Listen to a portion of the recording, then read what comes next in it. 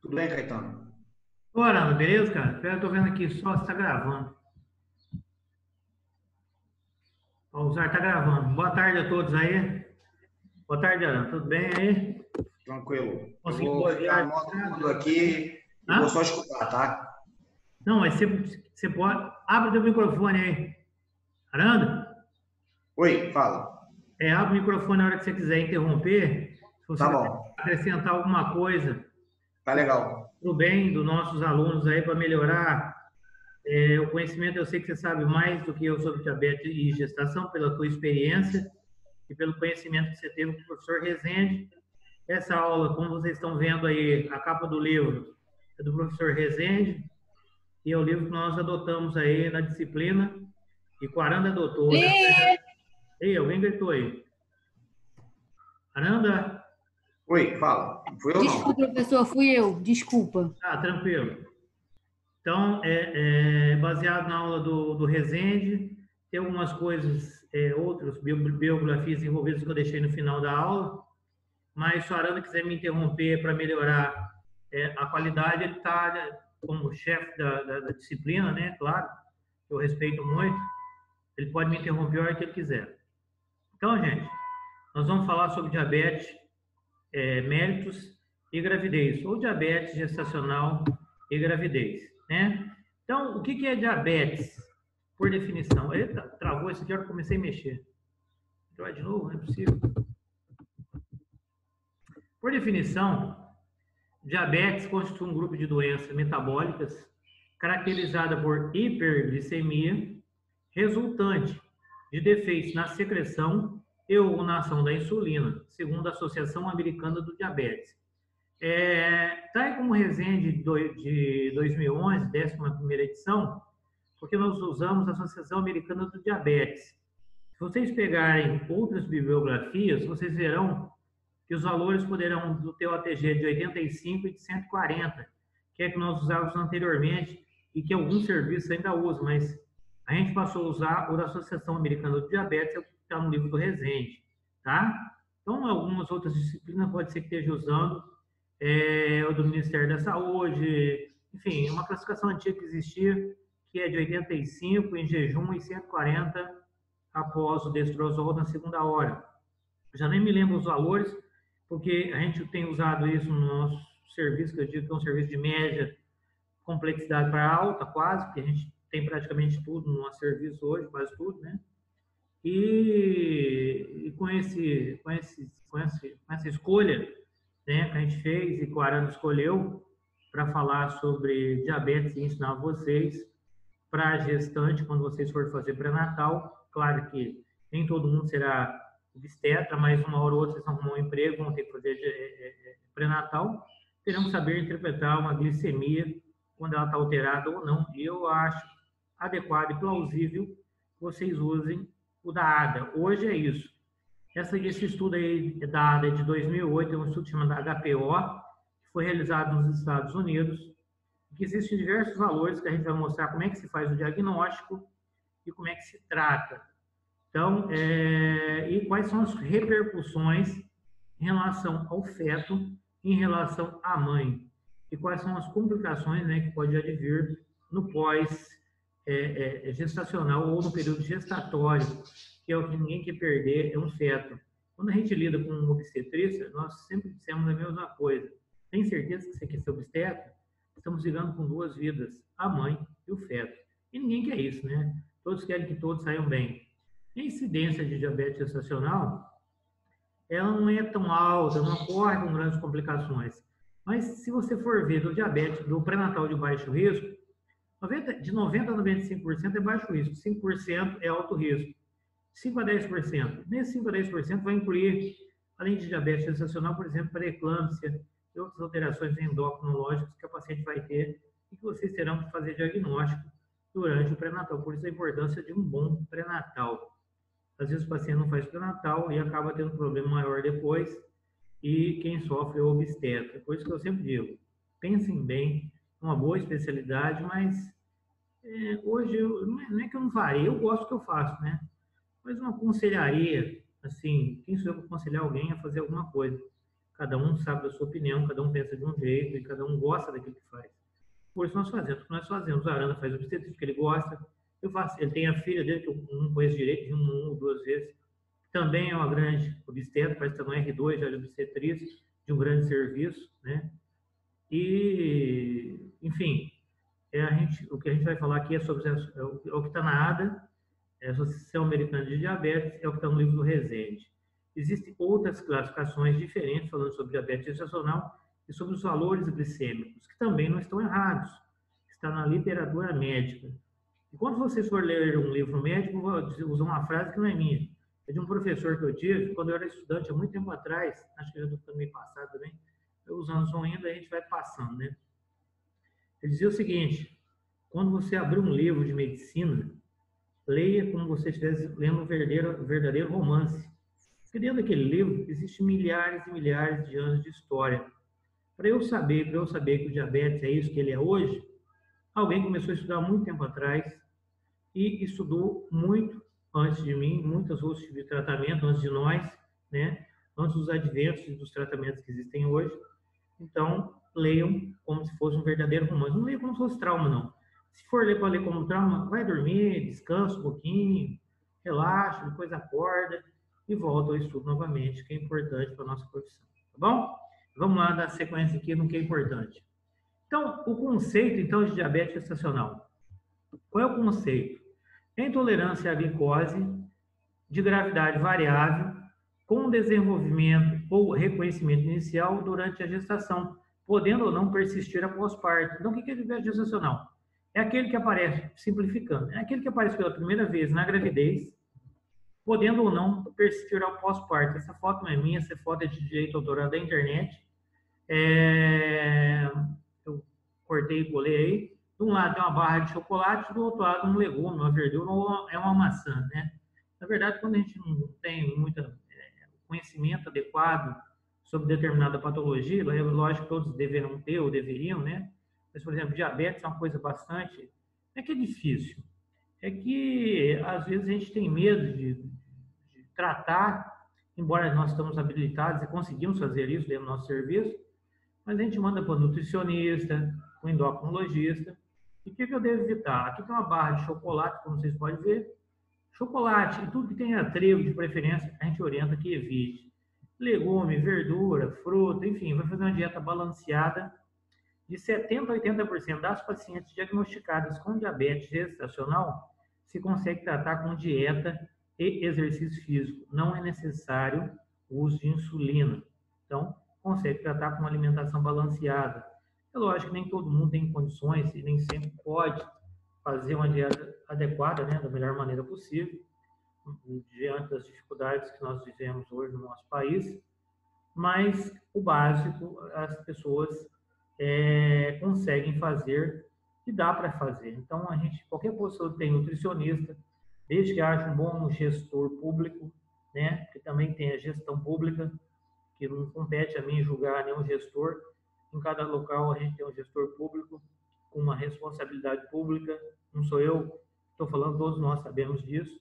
Então, se você tiver um bom gestor e o município tiver um recurso adequado, ele vai ter um bom nutricionista, um bom endocrinologista, e você não será, talvez, obrigado a tratar. Mas se você tiver no interior de algumas regiões aí do país, onde não há poucos médicos, possivelmente você vai ter que dar conta da sua paciente, e você vai ter que saber tratar e adequar a dieta dessa paciente e a dose adequada de medicação, seja ela insulina ou somente a alimentação na qual essa paciente vai ter que fazer para que ela venha a ter um feto viável, vivo, que sobreviva, que não haja as complicações, né, inerentes à própria patologia, que nós sabemos quais são, e a gente vai ver quais são as principais complicações. Ninguém quer perder feto de ninguém, muito pelo contrário. Se nós somos médicos, vocês serão daqui um dia, em breve, os colegas, que vocês gostam daquilo que vocês estão fazendo, né?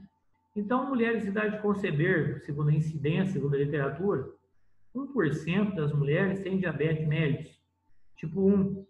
1% da idade de conceber. 5 a 10% é tipo 1. De 90 a 95% é o tipo 2. O tipo 1 é o insulino dependente. Então, se eu tenho uma paciente com 35 anos, a incidência em cada 100 mulheres, 1% dessas 100 mulheres, elas terão diabetes tipo 1, né? Que é a insulina dependente. E um determinado grupo, 1% das que vão conceber. Segundo a literatura, 90 a 95% é o tipo 2, é o não insulino dependente. E 4% apenas desenvolverão diabetes gestacional. O que é diabetes gestacional? Por definição, é aquele que aparece pela primeira vez na gravidez e desaparece pós-parto. Mas qual é o grande vilão do diabetes gestacional? O que leva essa paciente a ter diabetes gestacional? Alguma coisa que existe ali vai levar isso, sim. O que desenvolve, o que faz o feto crescer, são os nutrientes, são o oxigênio, é o O2, é o alimento que ela ingere, que passa pela corrente sanguínea. A placenta, o cordão umbilical tem 2 artérias e uma veia. E aí, esse pâncreas dessa paciente, que vai desenvolver diabetes gestacional, ele tem que produzir insulina para contrabalançar os hormônios contra-insulínicos que são produzidos pela placenta de maneira crescente. No início da gestação, eu não tenho muito problema, porque a placenta é pequena, a paciente se alimenta menos, a paciente vomita mais, a paciente tem mais vômito, mais enjoo, não ganha peso. Então, vai até mais ou menos, tem aqueles fatores endócrinos, metabólicos que eu falei para vocês, que ocorrem no início da gestação, fatores imunológicos também que vão levar ao vômito, até a própria rejeição inicial à gravidez, e que todas elas dariam vida para o seu filho. Mas, no início da gestação, elas vomitam, mas isso existem algumas teorias sobre o valor do vômito e da perda de peso ou não ganho de peso. Com isso, não tem grande manifestação ainda da glicemia. O pâncreas está mais ou menos produzindo insulina e a massa placentária é pequena, só que a placenta vai crescendo.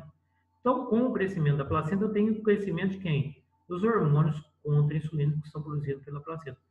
Existe cortisol, progesterona, estradiol, estriol, e o principal deles chama-se hormônio lactogênio placentário e somatotrofina coriônica, o chamado HLP.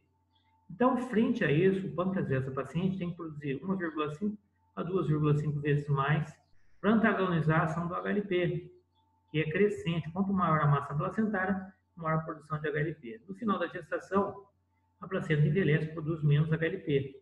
Se eu produzo menos HLP, eu preciso de menor quantidade de insulina no final da gravidez e, às vezes, em alguns casos, a gente até retira a insulina caso seja necessário seu uso.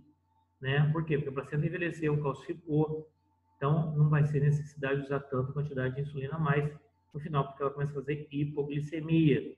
Mas numa determinada fase vai ser necessário sim, por isso nós fazemos um exame, vocês vão ver qual é, por volta da 24ª, 28ª semana, chamado TOTG, teste oral de tolerância à glicose.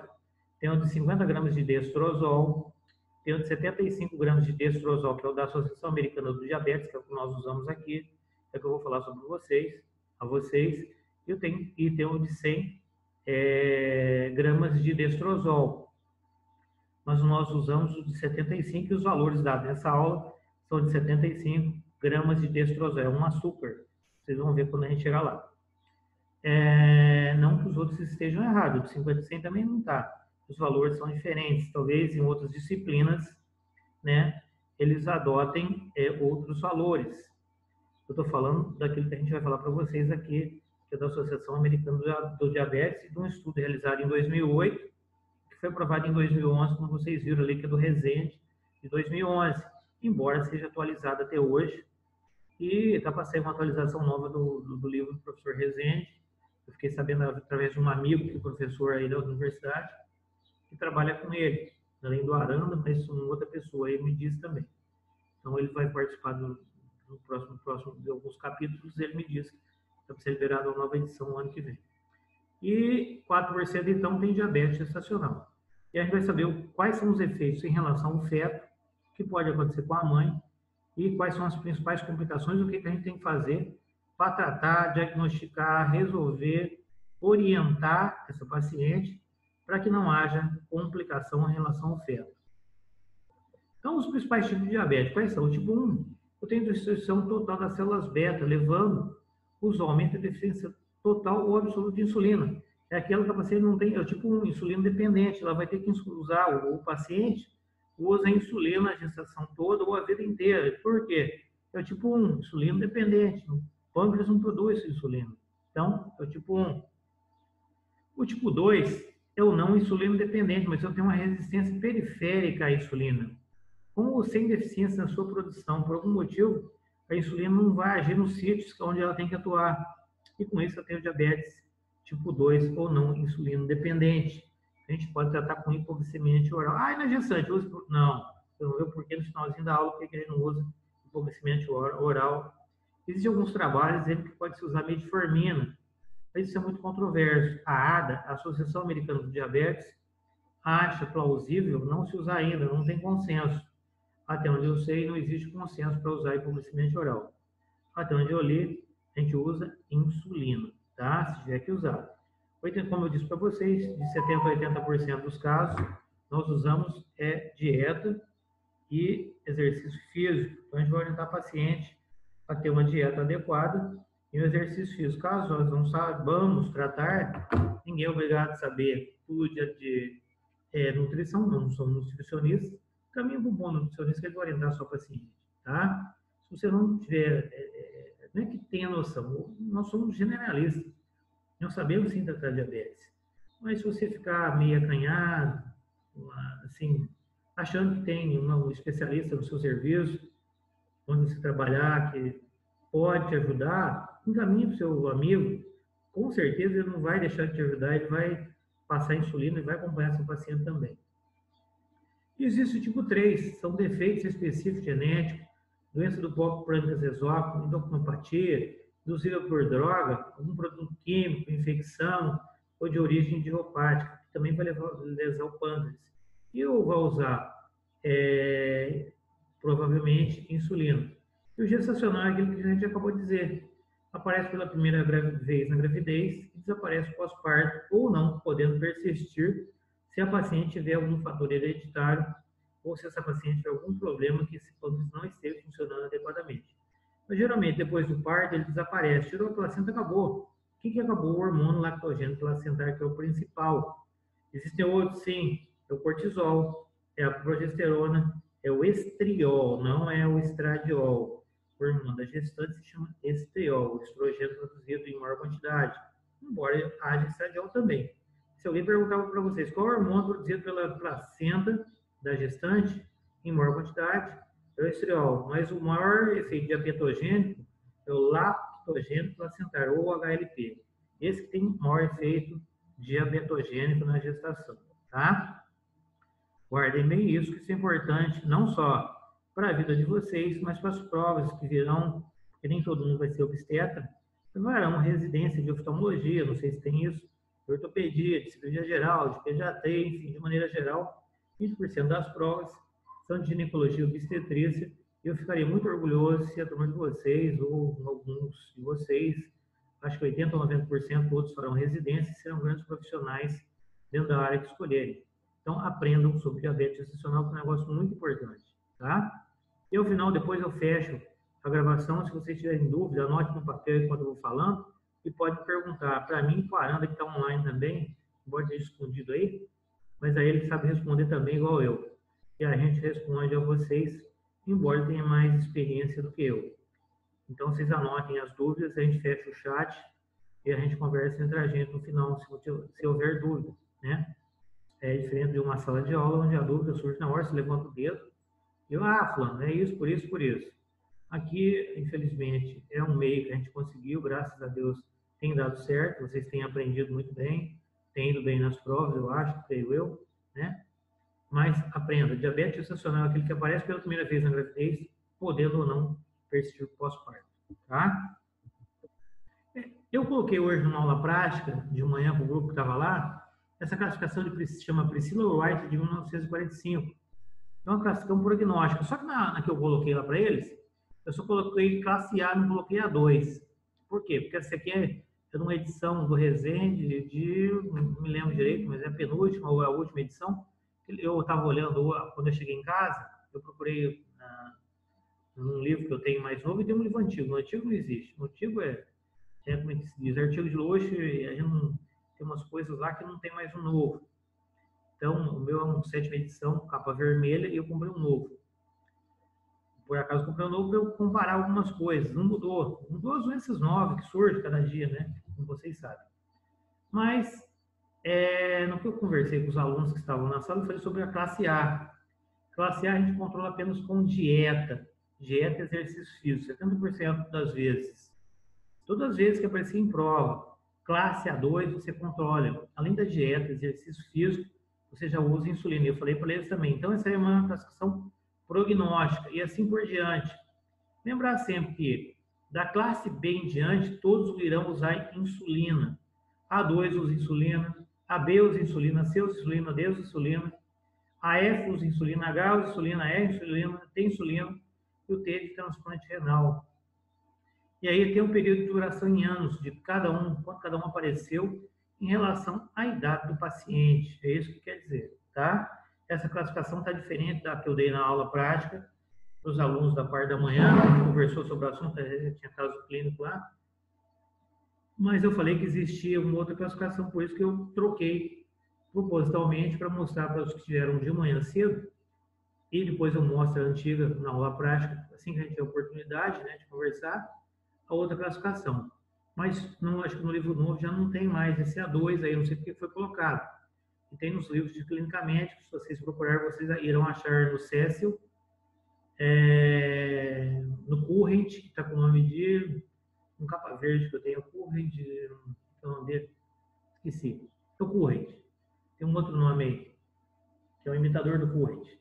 Então, tem essa classificação também, que eu já olhei, tá? Tem A2 nele, é novo. Tenho estudado um pouquinho de clínica médica, tenho lido para não esquecer, né? Porque a gente fica sempre ligado em obstetrícia, mas a gente tem que saber ser clínico. Um bom clínico sempre será um bom profissional em qualquer área. Então, guardem bem essa classificação, porque eu não vou dizer para vocês que nós cobraremos, né? Porque isso aqui é uma aula de diabetes gestacional, é bom vocês saberem que é uma classificação prognóstica. Todas as vezes que você fizer isso, classe H, por exemplo, da Priscila White, de 1945, tem cardiopatia associada e usa insulina. Classe C, duração em anos, tem o tempo em anos e usa insulina. Classe B, duração em anos e usa insulina. Classe C, T, é de transplante renal e usa insulina. Então, é uma classificação prognóstica, tá? Toda vez que for A, não tiver A1, só A. Aí está 1, por exemplo, porque está no livro, está com uma 1 e A2. Ele colocou assim e assim ficou, né? Não mexi. E na aula que eu dei hoje, na prática, não tinha essa classificação. Aí eu resolvi trocar o slide aqui, eu troquei. Sem ordem do Aranda, mudei, tá? Então, eu controlo na classe A somente com dieta e exercício físico. Na A2, já vai entrar insulina. Eu falei para quem estava lá, toda vez que vocês verem diferente de A, usa insulina, tá? E tem que saber, o ideal é que saibam, né? Se você é um generalista, essa classificação aí de Priscila White, por exemplo, paciente de classe F, o que ele tem? Nefropatia, macroproteinúria, tá o volume aí, usa o quê? Insulina, é um paciente grave.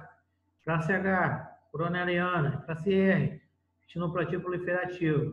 E guardar o T. T é o quê? De transplante renal e vai usar insulina. Então, é um paciente grave.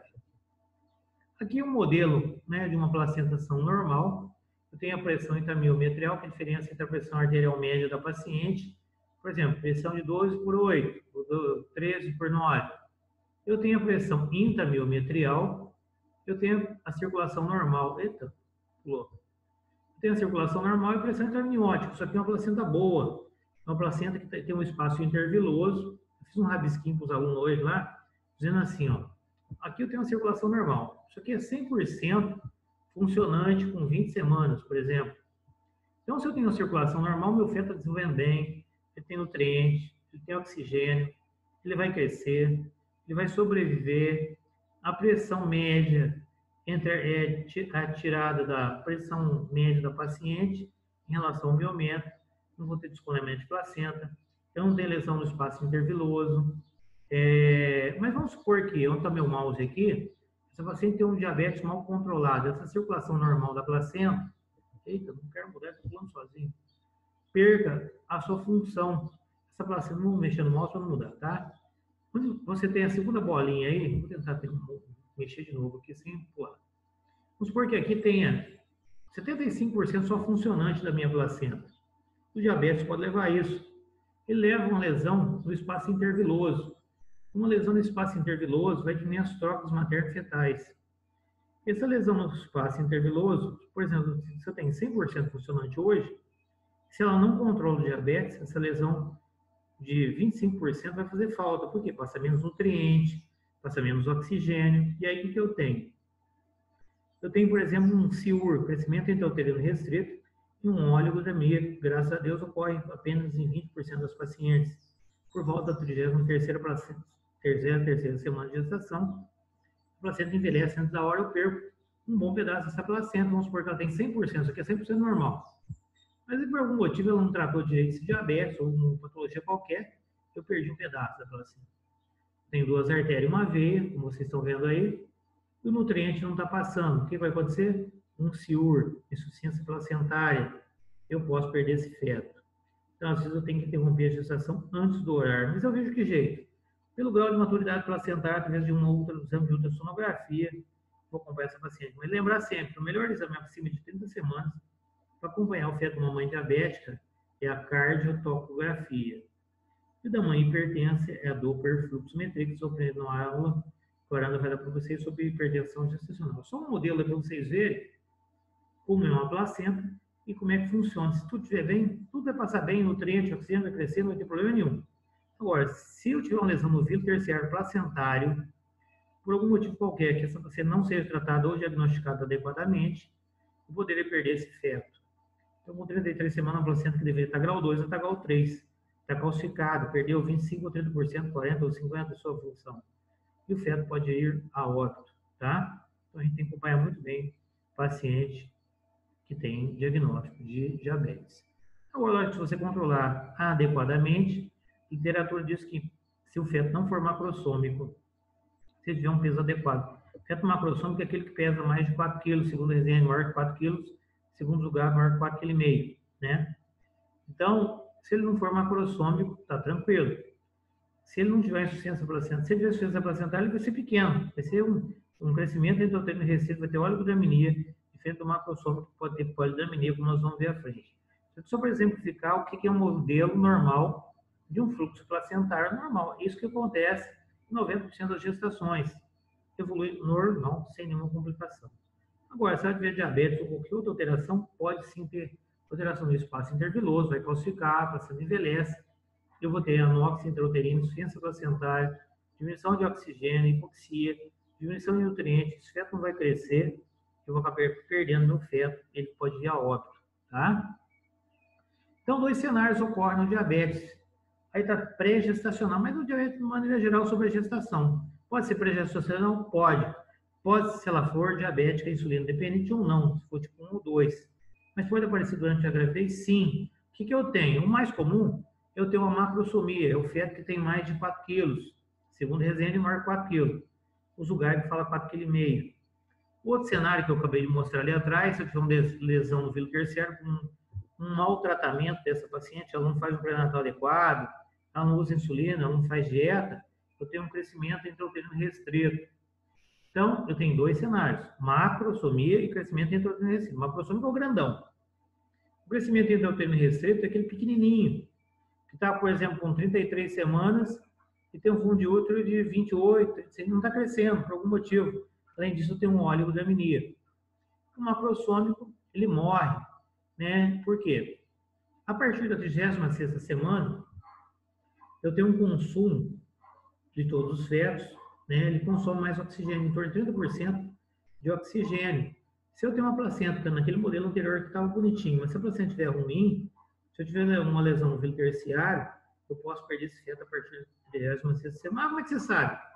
Pede uma ultrassonografia se a sua paciente for diabética. Avaliar grau de maturidade placentária. Ultrassonografia eu coloco para vocês, grau 1, grau 2, grau 0, grau 3, enfim, de acordo com a idade gestacional. E o volume de líquido amniótico. E aí vocês saberão tratar sim. Quando eu tenho, além da macrosomia, se eu tenho uma bexiga grande, vamos supor que eu tenho um balão que cabe um volume de 1 litro. Uma bexiga que só cabe 1 litro.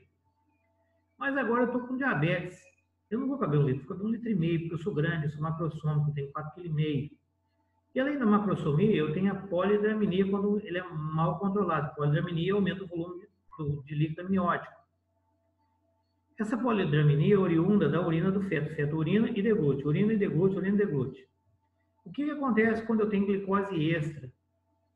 Essa glicose extra vai ser transformada em glicogênio. E esse glicogênio vai ser transformado em energia. O que ele faz? Ele cresce, fica macrossômico, tá? Ah, mas o que tem que ver com polidramina? Lembra da osmose, que é a passagem do solvente com uma membrana semipermeável por diferença de concentração. Passa do meio menos concentrado para o meio mais concentrado. Está passando lá no néfro. O quê? A urina do feto.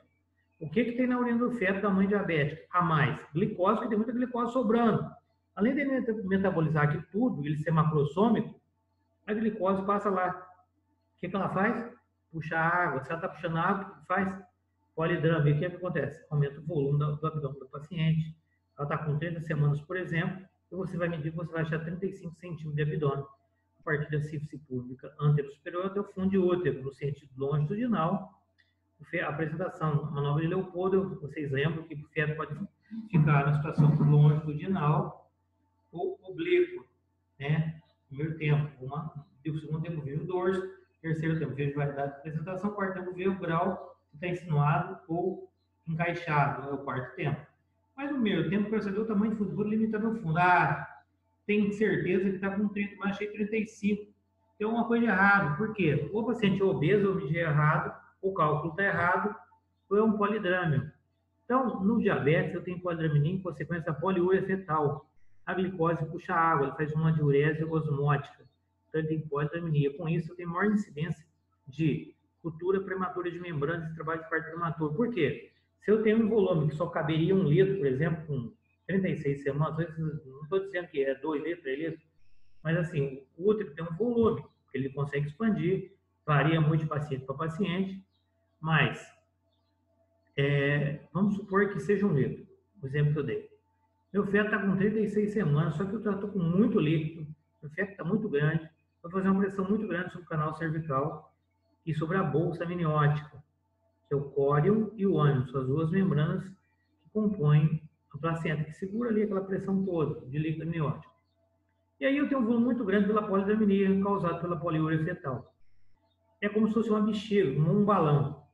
O que ele vai fazer? Ele não vai resistir, ele vai romper e começa a perder líquido. Então eu tenho uma amniorrex, maior tendência a amniorrex prematura. O que é amniorrex? Eu já falei sobre amniorrex prematura, dando esse exemplo. É a ruptura prematura de membranas acima de 20 semanas. O que é isso? A mulher começa a perder água depois de 20 semanas, por exemplo, 33, 34 semanas, porque ela tinha 33 semanas e fundiu 37, 38, porque ela é diabética, né? E aí a gente sabe que tem risco de infecção, tanto para a mãe quanto para o feto, pode levar até sepsis, endometrite e várias outras complicações, se serão uma aula específica sobre isso. Mas citei o exemplo da amniorrex prematura. Então, tem polidramina quando não mal controlado. O crescimento intrauterino restrito, eu já falei para vocês, eu mostrei o exemplo lá de uma placenta normal, esse aqui, ó, tá normal. Mas se eu lesar qualquer coisa aqui, se minha placenta calcificar, eu perco parte dessa placenta. Se ela tem 100% funcionante, ela não vai ter mais 100%, ela vai ter 50%, por exemplo, funcionante. E esse 50% poderá levar à falta de nutriente, levando a um crescimento intrauterino restrito pela doença vascular. Se alguns tiverem curiosidade, chega no centro cirúrgico lá, no CIS, ou na escola, ou no hospital que vocês terão em breve, né? Acho que parece que tem um hospital novo que a gente vai ter já em breve. Não sei quando, mas acho que sim, eu ouvi falar. Não perguntei para ninguém, mas eu ouvi, né? Então, vocês terão pacientes para examinar e vocês verão que vai ter crescimento intrauterino restrito e alguns pacientes estarão internados lá. Aí, por que aconteceu isso? Porque ela não tratou, ela não fez pré-natal, ela não acompanhou, não usou insulina, não seguiu orientações de vocês que são médicos, nossas, né? Somos médicos, e não fez pré-natal adequado, não usou a medicação que tinha que usar, e, por exemplo, ela teve um crescimento intrauterino restrito por lesão vascular, lesão no vilo terciário placentário, faltou nutriente, o feto não cresceu, ela tem uma oligodramina, tem maior tendência à pré-eclâmpsia, porque realmente, ó, além de ter diabetes, elas têm um alto apetite. Então, além de próprio diabetes predispor isso, elas ganham muito peso. Vocês vão ver pacientes que ganham 30 quilos. Ah, mas não existe, existe. O paciente de 60 quilos, dela que ela ganha entre 8 e 12 quilos. Mas vocês imaginam, se ela tem 60, ela ganha 30, ela vai para 90. Como é que ela vai perder isso depois? Ela não foi orientada? Sim, ela foi orientada. Ela foi, assim, não usou da orientação que o médico deu para ela. E aí, essa orientação que ela não usou, acabou prejudicando ela e o feto. Ela ganhou peso, e o feto ainda pode ter um crescimento intrauterino restrito. Ela poderá ter uma pré-eclâmpsia sem consequência do aumento de peso, do próprio volume extra que ela ganhou, né? E isso é notado a partir do segundo trimestre da gravidez. Mas dá para tratar? Dá. Eu posso ter um feto gigante, né? Um macrossômico, igual esse aqui, sim. Mas eu posso ter um pequenininho sofrendo assim com 33? Também posso. Tudo depende da maneira que eu vou conduzir o meu paciente. Por isso que tem que se fazer pré-natal, tá? Então, no início ela vomita, ela não se alimenta direito, menor mobilização de glicose. Então, dá para controlar quando? A partir da 10ª semana, 14ª semana, poder levar algumas outras alterações que vocês vão ver. Guardem bem isso, que é importante para a vida futura de vocês. Ah, não sei, eu quero ser obstetra, mas vou ter algum parente, eu tenho tio, eu tenho irmão, não sei o que, por exemplo, número 2 aí do grupo de alto risco. Sei lá, não tinha no meu slide. Ah, um 2, deixa isso aí. Então, fator de risco. Massa corporal maior que 30, então o paciente já tem um peso elevado, né? Geralmente acima de 90 quilos. História de macrosomia fetal, aí está 4,5 kg, o Rezende fala que é maior que 4 quilos. O Zugaib fala que é maior que 4,5 kg, o feto macrossômico. História prévia de diabetes mellitus gestacional. História de diabetes em paciente ou parente de primeiro grau, irmão, pai, tio, alguém. A etnia de alta prevalência, se alguém seja a Associação Americana de Diabetes. Alguém com uma determinada tipo de etnia caucasiana de alguma região já existia, já tinha, né, de primeiro grau, com diabetes mellitus. E aí, há risco dessa paciente vir a desenvolver diabetes na gestação também ou na vida futura. Fator de risco. Aqui está acima de 25 anos, mas tem livro que diz, se vocês procurarem ler, acima de 30 anos. Qual está correto? 25 ou é 30? Não sei dizer para vocês. Eu li 2 livros hoje. Quando eu cheguei em casa, peguei e abri. Um livro, que eu não vou citar o nome, está falando que é 30. O outro fala que é 25, eu fiquei com 25. Mas eu estou achando que o de 30 tem razão, porque eu achei um outro antes de eu começar aqui, não quis mexer no slide, que diz que é acima dos 30 anos.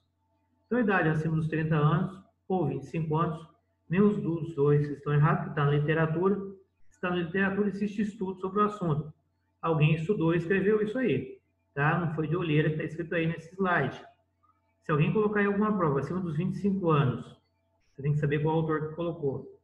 Se colocar acima dos 30 anos, tem que saber qual foi o autor. Eu não me lembro.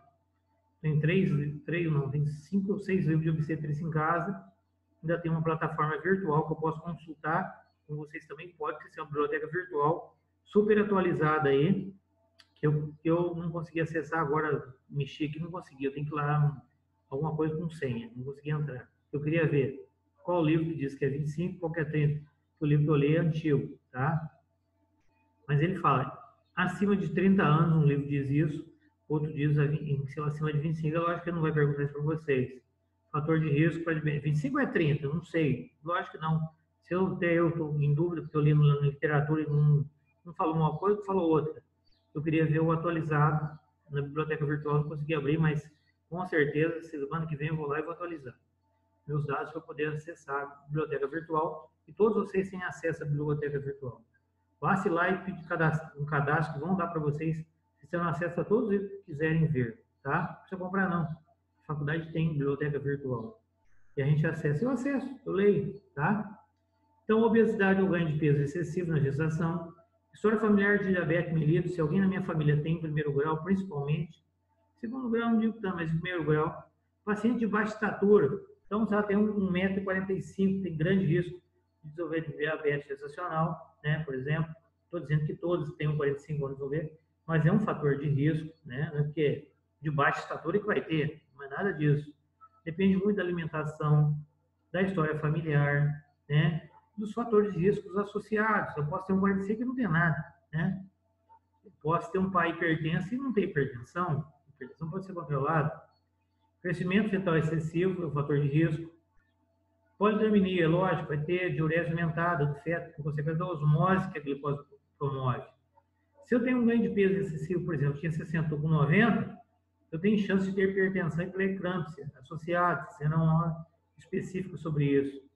Hipertensão arterial sistêmica é aquela que é acima de 14/90, é hipertensão. E se subir mais, eu tenho como diagnosticar pré-eclâmpsia, vocês vão aprender no aula específico, que será dado por mim ou pelo Aranda, eu não sei ainda. Mas vai ser dado de acordo com o cronograma, vocês vão aprender isso tudo. Não se preocupa não, tá? É só para saber que isso é fator de risco. Se eu tenho antecedente de aborto de repetição, diabetes é um fator de risco para aborto. Vocês terão uma aula específica sobre aborto. Nós vamos aprender, além do diabetes, existem outras doenças, outras patologias que causam abortamento de repetição. Então, eu tenho que controlar o diabetes. Eu ver hemoglobina glicada nessa paciente. Se for maior que 8 ou 10, acima de 10, eu desaconselho a gravidez. Vou controlar o diabetes, mando por endócrino. Se for maior que 8, não engravida, porque tem risco de perda. Ou uma formação congênita. Hemoglobina glicosilada 1, HB1C. Morte fetal intrauterina. Lógico, o feto vai morrer, ele vai fazer hipoglicemia. A mãe, nos picos de hipoglicemia, o feto também faz. Ele pode ir a óbito. Ele pode ser macrosômico. Ele pode ter anomalia crogênica como falta da calota craniana. Ele pode ter um negócio chamado síndrome de regressão causal, chamado seringomielia, no qual ele não vai ter deficiência de membro, pode ser de braço ou de perna. Não sei se tem o desenho aí na foto, na aula, mas creio que tenha. Então, ele pode ter, sim, anomalia congênita. Ele pode ter má formação cardíaca, pode ter catarata, pode ter miocardiopatia, lesão renal, falta da calota craniana, que a gente diz que é a acrania, e ainda é um fator de risco se a paciente tiver diabetes mellitus prévio. Se ela já é diabética, você vai encaminhar. Eu não sou especialista, eu não sou endocrinologista, sou obstetra, tá? Ou sou clínico, estou fazendo um pré-natal. Já sei que a senhora tem diabetes, porque eu aprendi, que vai vir um slide aí à frente, ou depois, segundo a Associação Americana de Diabetes, toda vez que a senhora tiver esse valor de glicemia, a senhora é diabética, então a senhora com alto risco de UTI neonatal para dar suporte a seu filho e a senhora. Não vai falar, a senhora tem diabetes, já vai morrer, não. Tem tudo para dar certo. E tem sempre tudo para dar certo. Se você tiver uma boa UTI neonatal, como nós temos uma boa UTI no nosso serviço, eles resolvem 100% dos nossos problemas, tá? Então, vocês verão, quando vocês rodarem em pediatria, que a UTI nossa, embora seja lá no CIS, que é um hospital particular, mas funciona. Quando da pandemia, funciona muito bem, e são excelentes as nossas neonatologistas. Então, todas, sem exceção, são muito boas. Mas, se você não tiver, você vai ter que encaminhar para um serviço de alto risco, para que você não tenha perda do feto, né? Se tiver que interromper, por exemplo, por 34 semanas ou 35, tem que ter UTI neonatal. Vai soprar na boca do feto? Que jeito? Se não tiver um respirador? Não. Eu vou encaminhar. E encaminhe. Não tenha vergonha. Pega um cartãozinho assim, ó. Gestante, com glicemia alterada, X de glicemia, em jejum, por exemplo. Sei lá, 140 em jejum, TOTG 200, aleatória maior que 200, sei lá, um valor determinado lá que você achou. Escreve um cartão para encaminhar um pré-natal de alto risco e faça um encaminhamento. Dá na mão dele, ó. A senhora procura a Secretaria de Saúde porque ela tem que encaminhar a senhora para alto risco, porque aqui é perigoso. A senhora não é obstetra? Não sou. Não pode fazer meu parto? Posso. Mas pode ser que ele nasça antes da hora. Por quê? Porque ele é macrosômico, ele tem polidramia, ou ele pode ter um crescimento intrauterino restrito, com envelhecimento placentário, pode diminuir o oxigênio, pode entrar em sofrimento, tem uma placenta grau 3 com 33 semanas, pode ter pouco líquido, compressão folicular, chamada tipo 3, ele pode ir a óbito. E eu não quero isso aqui, você vai falar ó, e a óbito, né? Eu não quero uma complicação para o seu filho, eu quero que o seu filho sobreviva. Então, você já vai com um centro de referência. Vou dar o papel para a Secretaria de Saúde, vamos botar no centro de regulação e a senhora terá todo o suporte necessário e adequado que a senhora merece. Vai ficar feliz com você. A senhora pode continuar? Pode continuar aqui comigo, sim. A senhora também vai para o alto risco, no qual arrumarão uma vaga para a senhora. Não segurem dor de cabeça caso resolvam fazer ginecologia obstetrícia. Por quê? É perigoso, tá? Segurar paciente de risco. Então, encaminhe. Se puder encaminhar, agora se tiver um centro de referência, é bom, você segura.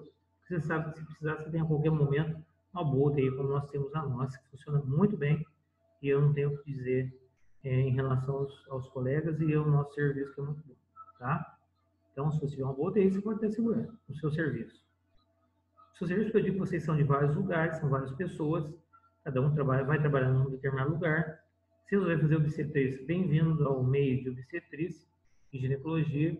Se não resolverem, bom conselho, escolham oftalmologia ou outra coisa, né?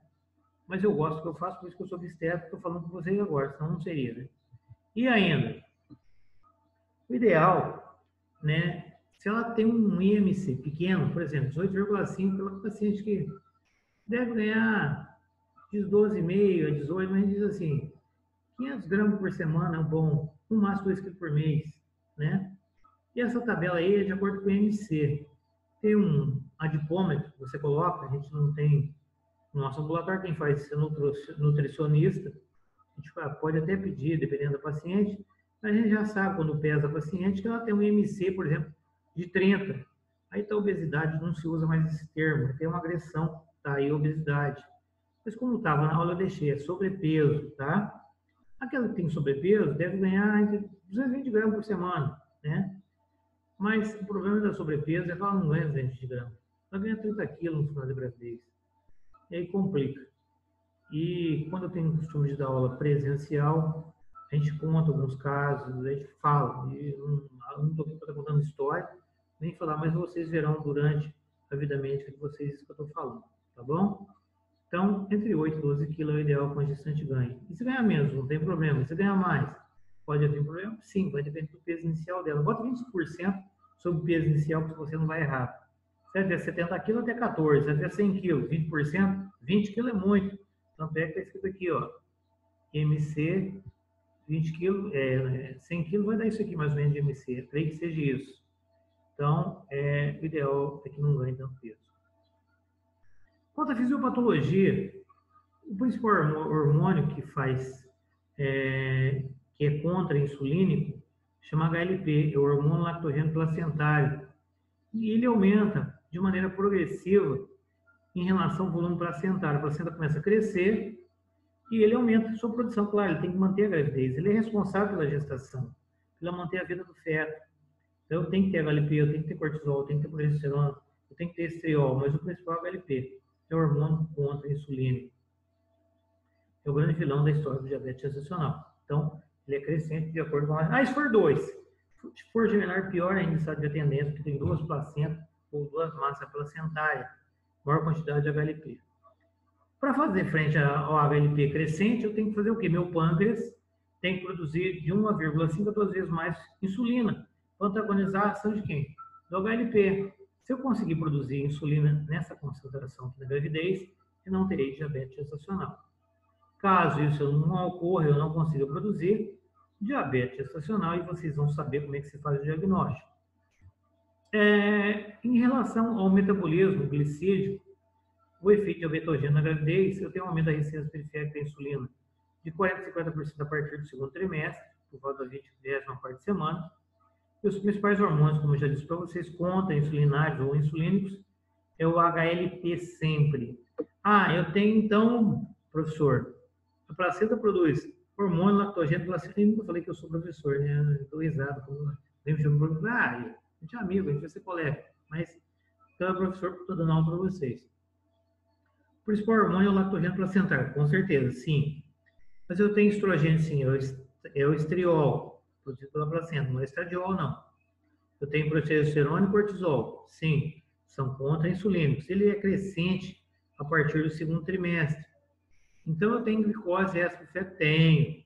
Eu consigo corrigir, consigo. Eu consigo tratar, consigo. Se eu fizer diagnóstico direito e minha paciente fizer me ouvir, né? E tratar e fizer o que tem que ser feito na gestação, ela vai ter um feto saudável, viável, vai sobreviver.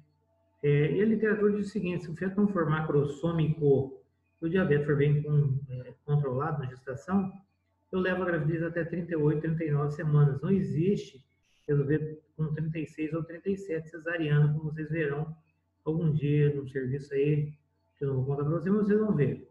E sabendo disso, não foi publicado nada, A gente sabe que depois de 36 semanas tem um consumo de 30% de oxigênio, aumenta o óbito intrauterino. E não é consenso resolver entre 36 e 37. Mas a literatura diz que o diabetes bem controlado pode se esperar ou induzir um parto normal com 38 ou 39 semanas, desde que não seja macrossômico e não haja descontrole materno ou fetal ou alguma complicação com esse feto, tá?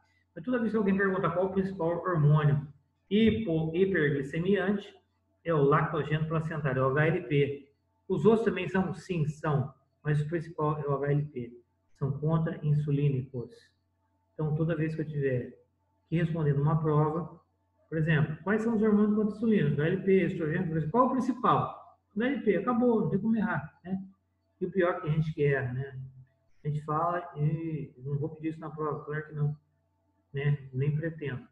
Eu acho que o Aranda que deve fazer a prova de vocês, ou eu junto com ele, sei lá, o que ele vai fazer. Eu sei que eu estou dizendo para vocês, quando for responder uma questão em algum local, lembra do HLP, hormônio lactogênio placentário, é o principal da diabética, da mãe diabética, ou que induz ao diabetes gestacional, tá bom? Os outros também aumentam sim, são contra-insulínicos, mas o principal é o lactogênio placentário, guardem isso. Então, como é que é, na realidade, quando eu sou normal? Eu sou uma gestante que eu tenho uma boa quantidade, um pâncreas bom funcionando, como vocês estão acompanhando a setinha. Então, no primeiro trimestre, eu estou vomitando. Não preciso de muita insulina, minha placenta ainda é pequena. Só que agora eu estou no segundo trimestre de gestação, minha placenta começou a crescer. Se ela começa a crescer, eu tenho necessidade maior de insulina. Eu tirei a placenta, eu não preciso mais de insulina tanto. Por quê? Porque o lactogênio saiu, acabou a placenta. Agora, eu sou normal, meu feto nasceu normal, tá tranquilo. Primeiro, segundo, terceiro trimestre. Agora, insulina total, eu tenho parente de primeiro grau, eu tenho chance de ter diabetes gestacional e no início da gravidez eu estou vomitando. Não estou me alimentando bem, eu estou com muito vômito, eu estou com pouca glicemia na corrente sanguínea, minha insulina está boa, só que agora minha placenta cresceu. Minha placenta cresceu e eu tenho lactogênio aos montes na corrente sanguínea. Antagonizando a ação de quem? Da insulina, no molécula da insulina. Eu estou brigando com a insulina, então o que eu faço? Faltou insulina, eu venho aqui para baixo. Se faltar insulina, não, se aumentar a glicemia, eu tenho deficiência de insulina. Falta insulina aqui.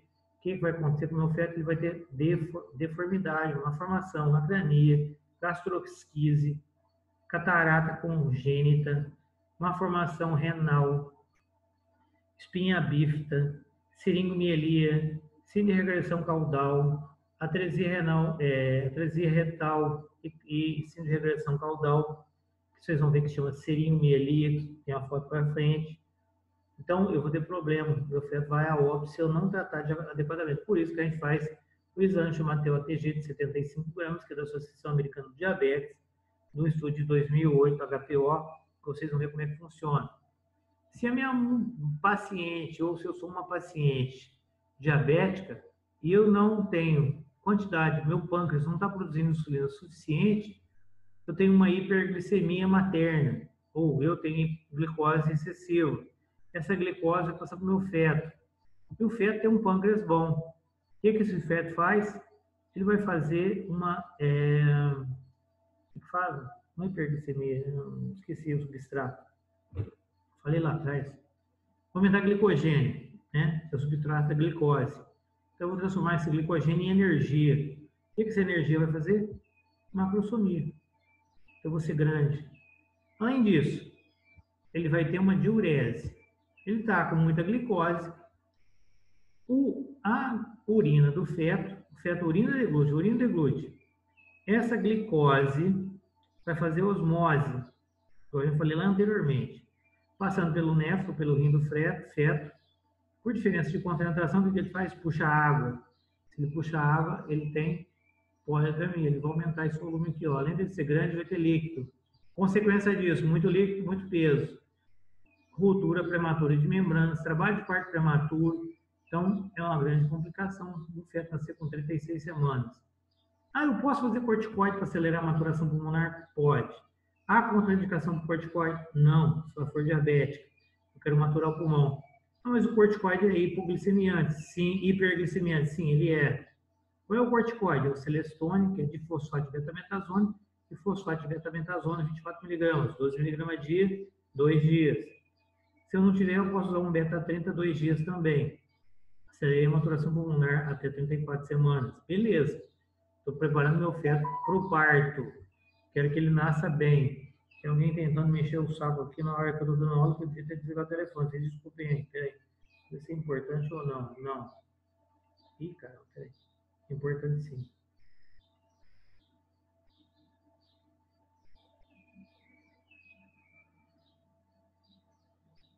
É importante, mas não é tão importante quanto a aula de vocês, tá? E aí, como eu disse, você já faz uma glicosúria, é diurese osmótica, polidraminia. Mas eu posso ter óleo e PIG, SIUR e envelhecimento? Pode. Se não for tratado adequadamente, é uma macrosônica, é PIG, SIUR, PIG ou SIUR e óleo drâmico. Envelhece a placenta da hora, que eu vou ser o modelo normal da placenta lá, que ela vai perder a sua capacidade, o feto pode ir a óbito. Como eu faço diagnóstico, então? Isso aqui, esse estudo é de 2008, é da Associação Americana do Diabetes, né? Foi um estudo realizado, eu não lembro o número X de pacientes no momento, mas foram várias mulheres nos Estados Unidos. Eles pegaram algumas pessoas do Caribe e do México e fizeram esse estudo, tá? Foi um estudo americano. E meu mouse também doido, mas aí como é que faz?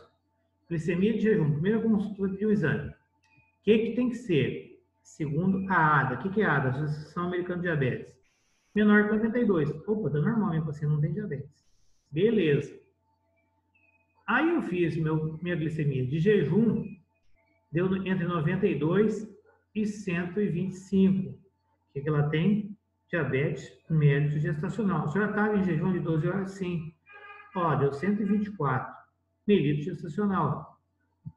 Tem uma maior que 126, por exemplo, 127, 128, pré-gestacional. Glicemia ao acaso ou aleatória, maior que 200, confirmei pré-gestacional. Hemoglobina glicada, por exemplo, 7,5 ou 8, 6,5 está normal, tá? Está maior que 6,5 aí no slide, que é da aula. Mas se vocês pegarem o livro e lerem a fundo, a literatura, vocês vão ver que fala que é maior que 7. Não sei porque que no slide está assim, é o slide do livro, tá? Então, maior que 7 já confirma pré-gestacional. Agora, eu sei que ela não tinha nada, eu fiz meu exame, minha glicemia de jejum deu menor que 92, agora eu estou com entre 24 e 28, mas não deu tempo de eu fazer entre 24 e 28. Eu suspeitei que ela tem diabetes. Eu posso pedir com 30? Pode. Posso pedir com 33? Pode. 34? Pode. Eu quero tratar essa paciente. Vai tentar amenizar, né? Mas o ideal é entre 24 e 28, segundo a ADA. Como é que tem que ser? O ideal é que em jejum seja menor que 92. Então, eu colhi jejum menor que 92. Aí eu administro 75 gramas de um açúcar chamado destrozol. Tem que ser menor que 180, menor que 153. Com maiores valores alterados, diabetes gestacional. Se em jejum aqui deu maior que 92, deu maior que 126, é pré-gestacional. Esse é estudo americano, não é o nosso.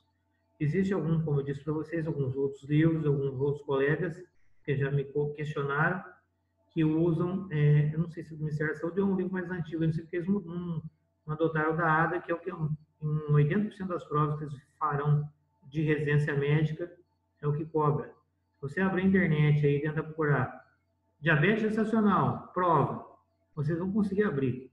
E vai vindo da ADA, tá? Não vai vindo esse de 140 nem de 85. Uma aluna do internato veio me questionar porque eu dei isso aqui e não dei o outro. Eu não confundi a cabeça de vocês, porque o que a gente adota é o que está na literatura médica do Resende. Então, se dúvida, consulta o Resende. Agora, se for fazer para concurso público, consulte a literatura em questão, que o cara vai ter que colocar lá de onde ele tirou o 85 dele, o 140, qual a literatura em questão, ou se possivelmente anularão a questão, se não estiver de acordo com a literatura médica em questão. Então, se a pessoa estuda 10, 20, 40, 50, sei lá quantos anos, o Resende é desde 1950, então nós estamos em 20, tem 70 anos ou mais, não tive o privilégio de conhecer o professor que deu aula com o Aranda, que foi amigo do Aranda, né, o Resende pai. O filho eu conheci em congresso, mas o pai eu não tive o privilégio de conhecer, e foi grande amigo do Arana. Então, se ele estudou diversos anos sobre isso, que está no livro dele, é porque é isso que tem que ser. Então, eu creio que é isso que vocês devem acompanhar e, quando fizer prova, saber a literatura em questão. Tá? É do Resende? É. Se for do Resende, possivelmente é isso que vocês vão encontrar na literatura em questão aí. Tem até a capinha do livro lá no começo, tá? Um livro de capa preta, que na minha mão não está aqui, está lá na outra sala, no outro lugar. Se está chovendo muito, algum barulho vem para cá, para dar aula, para não ficar barulho de chuva. Tirei até os passarinhos que ficavam aqui para não fazer barulho, também ali atrás. Para não atrapalhar vocês. Tem nada a ver o passarinho, calma, é o de passarinho. Mas é isso aí, é o que a gente usa, tá bom? E para a prova de vocês, acho pertinente, interessante, porque existem casos clínicos. Se vocês não souberem essa tabela, os casos clínicos ficam difíceis de resolver. Então, é bom vocês guardarem a tabela, estudarem a tabela e saber o que é gestacional, pré-gestacional ou aleatório. Não estou dizendo que vai ter na prova de vocês, não, mas em algum dia alguém vai perguntar isso para vocês. Algum amigo, algum parente vai dizer, vai vir com o exame, você vai ter que dizer e orientar essa pessoa porque você é médico. Além de qualquer coisa, lembre-se, depois formar médico, tá? Então, é questão de dias. Vocês acham que falta pouco tempo? Não. Já vocês estão formados. Espero que eu participe da formatura de vocês esteja lá para aplaudi-los. Então, é fundamental rastrear e diagnosticar o diabetes 124, 28 semanas, uma vez que nessa fase eu consigo tratar os efeitos deletéricos da glicemia alterada, né? E corrigir as possíveis complicações, porque eu não tenho feto mal formado. Qual o valor normal, então, do meu exame? Sem o destrozol, tá? Sem os 75 gramas que está aqui. O valor normal, em jejum, na primeira consulta, tem que ser menor que 92. Se for maior, já sabe a tabelinha lá atrás. Eu dei o açúcar de 75 gramas, uma hora depois, deu menor que 180. Ela não é diabética. 2 horas depois, deu menor que 153. Ela não tem diabetes gestacional. Mas se um ou maior valor alterado, ou é pré ou é gestacional, de acordo com aquela tabelinha anterior, que é essa, que eu acho bom vocês guardarem para a vida de vocês, que é da ADA. Pode ser que mude amanhã ou depois, né? Em algum livro novo, um novo autor, algum novo estudo. A gente nunca sabe, porque as coisas mudam em medicina, tudo evolui, né? Então, hoje não tem vacina para Covid, mas pode ter 10, né? Então, eu perdi alguns colegas, eu conheço 10 pessoas que adquiriram, 10 morreram, 10 médicos, colegas. Estava até comentando isso na hora do almoço hoje com um outro colega meu, que deu aula mais cedo para vocês. Ele começou uma hora, falou, cara, estou conversando com você aqui no almoço, tem que dar hora 1 hora da tarde. E eu conheci vários amigos, inclusive um amigo teve também Covid. Eu achei que eu não ia pegar, eu não peguei, mas meu amigo pegou. Por acaso eu também não peguei, o Arana não pegou. Enfim, hoje não existe vacina ainda, mas um dia vai existir. Eu tenho certeza que em breve vai existir tratamento desse negócio aí, a gente vai resolver o problema. Nem de nada, algum laboratório bom vai conseguir diagnosticar já foi, né? Tratar adequadamente cada um de nós, para que ninguém padeça dessa pandemia. Complicações maternas. Como eu disse para vocês, diurese osmótica, polidramnia, aumento de líquido amniótico.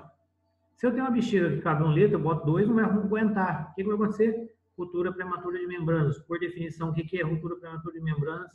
Ou amniorexia prematura. É aquele que ocorre a partir da 20ª semana de gestação, independente da idade gestacional. A mulher começa a perder água, tá? Então, ruptura prematura de membranas é a ruptura da bolsa das águas acima de 20 semanas, independente da idade gestacional. E se for menor de 20 semanas? Vocês vão aprender na aula de aborto que menos de 20 semanas é aborto, não é feto, né, vivo. Ou menor que 500 gramas é aborto. Menor que 20 semanas é aborto. Então, não é ruptura prematura, é aborto. Tem que conversar muito bem com a família e orientar sobre a situação se o feto estiver vivo, porque ninguém vai querer fazer aborto. Vou deixar a gravidez evoluir. Mas, assim, ruptura prematura de membranas é acima de 20 semanas, tá? Então, é perda de líquido independente da idade gestacional e sem estar em trabalho de parto. Ah, está em trabalho de parto com 4 centímetros e está perdendo água. Está de bolsa rota e está com 4 centímetros, está em trabalho de parto. Agora, é sem estar em trabalho de parto, acima de 20 semanas, com bolsa rota. Qual a principal complicação da ruptura prematura de membranas acima de 20 semanas? Dependendo da idade gestacional, é infecção para o feto, é acima de Potter-like. Vocês vão aprender no áudio meio rex, não lembro se está no programa ou não. O Potter-like é aquele que não tem líquido para expandir o pulmão, tem deformidade facial, tem deformidade óssea, pulmão não expande, o feto vai nascer e vai morrer, tá? Então, toda vez que você tiver uma ruptura bolsa rota menor que 20 semanas, tem que conversar muito bem com a família, faça um documento, procure na internet, faça assim, eu quero manter, então você vai manter e assumir os riscos, porque senão sobra para vocês depois, tá? Maior tendência à toxemia gravídica, maior risco de infecção urinária no diabetes, infecção por candidíase, por fungo. A infecção urinária, lembrar sempre que o maior agente etiológico causador de infecção urinária, sempre na gestante, é Escherichia coli, tá? Que trata fácil, com cefalexina, com vários outros medicamentos que a gente já disse para vocês. Lembrar que a nitrofurantoína, tem vários nomes comerciais, mas a nitrofurantoína não deve ser usada no terceiro trimestre, porque ela causa anemia hemolítica. Ela é muito boa em qualquer época da gestação. Só no final da gestação você não usa nitrofurantoína, que ela leva a anemia hemolítica. Então, está até na bula do próprio medicamento, se você tiver curiosidade, leiam, tá? Sobre a macrodangina, com excelente medicamento para tratar Escherichia coli. Mortalidade aumentada, tanto materna quanto fetal. Eu só vi uma morte materna, uma vez por diabetes. Um neurônio não falava com o outro, jeito de falar, tinha 2 neurônios. Coitada, era morador de área rural, chegou no hospital há 10 anos atrás, mais ou menos, desorientada, hipertensa, tinha 1,45 m de altura, o marido também, pouco grau de instrução, não sabia falar, falou que chegou da roça, chegou em casa e a mulher não estava falando direito. O que ele fez? Levou para o hospital. Fiquei no ambulatório, eu e mais meus internos da época, 10 anos atrás, eu não lembro mais quem eram, porque são tantos, né? E eu lembro de alguns amigos, tem até hoje, né? Que eu converso com eles até hoje. Alguns, não todos, que eram muita gente, eram muitas pessoas. Mas aí, o que eu fiz? Conversei com a mulher, não entendia nada. Eu hipertensa, internei, falei com o plantonista da sexta-feira, que não era eu. Eu dava preceptoria na sexta-feira, antigamente preceptoria na quinta, eu era o preceptor da sexta. E estava no ambulatório com os alunos, falei, essa mulher não está bem não, ela está hipertensa, ela está estranha. E eu não estou entendendo, o BCF está bom, ela está meio estranha, vamos internar. Eu pedi um rotina de pré-eclâmpsia, porque a pressão está 15/10, e ela está meio esquisita. Aí, isso foi na parte da tarde. Falei com o plantonista, ó, fulano, estou internando a paciente, ele trabalhava na quarta e na sexta, hoje ele trabalha na quarta, dia. Eu vou internar essa paciente aqui, e ela está meio estranha. Você dá uma olhada aí, eu pedi uns exames aqui, você checa. Só que eu pedi de tardinho.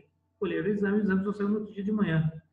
O plantonista checou o exame de manhã e ela tinha uma ureia acima de 100, não me lembro o valor, uma creatinina super elevada. E o plantonista falou assim, tem que operar. Mas como é que operar uma mulher com uma desorientada, uma ureia super elevada, uma creatinina elevada, TGO elevada, TGP elevada, plaquetopenia, estava evoluindo para HELP. Então, aprender o que é HELP na aula de eclâmpsia e de HELP, né, ou de hipertensão arterial na gestação. Agora ela vai dar para vocês ou eu. E aí, ela foi para diálise. Acabou tendo uma parada cardiorrespiratória na diálise. Tinha que dialisar para ser submetida a cesariana. Conta a complicação materna e fala mortalidade aumentada. Eu vi uma. Não foi no meu plantão, não. Foi no plantão de um colega que acabou parando na diálise. E foi no hospital onde eu trabalhei. Tá? Então, a pessoa foi a óbito com consequência de um diabetes maltratado. A desorientação é pela ureia, a creatinina super elevada, as túricas elevadas. Enfim, ela estava evoluindo para HELP. Ele fez o correto, dialisou e ia operar. Só que na diálise ela parou. Tá? Eu sei de histórico de uma, pelo tempo de formato que eu tenho. Que não vou dizer para vocês que é muito, mas também que não é pouco. Perto do Aranda não é nada. O Aranda tem quase o dobro do tempo de formação, de experiência que eu. Se vocês quiserem, perguntam para ele sobre o assunto. Está ele ouvindo, ele deve responder para vocês. Tem risco de diabetes de gestações subsequentes, com certeza, e tem risco de desenvolver diabetes de gestações futuras. É lógico, o pâncreas não está funcionando, né? Então, tem risco sim. Aquilo que eu disse para vocês, o Rezende fala que macrossomo tem distorce de ombro, então sai a cabeça, você fica apavorado. Vai puxar a cabeça? Eu vou arrancar a cabeça do feto, ele fica roxo. Sai a cabeça, nossa, eu não tenho tração, eu só fiz 2. Última vez, com 20 semanas, o abdômen eu medi, está com 34, mas tem queda do ventre. Próximo ao trabalho do parto, a medida é 36, achei que era pequeno, e o feto é grande. Tem mais, acho que é mais que 4 kg, o tamanho dessa cabeça. E o ombro fica preso, o ombro não sai. E aí, para salvar, você tem que dar um apertozinho na clavícula aqui, Você quebrou a cara? Sim. Você pode ser processado? Até pode. Você não deixou o feto morrer. E o braço vira. Diferente de lesão de plexo braquial, que você pode ser processado, né? O feto vira, clique aqui, avisa a mãe, avisa o pai, avisa o pediatra, avisa o ortopedista, avisa o fisioterapeuta, que vai dar conduta e continuidade ao crescimento. Que o macrossomo, que ele pode ter sim distócia de ombro, pode ter paralisia de plexo braquial. Se tem paralisia, o braço vai ficar assim, ó, caído, não movimenta o braço, perdeu o movimento.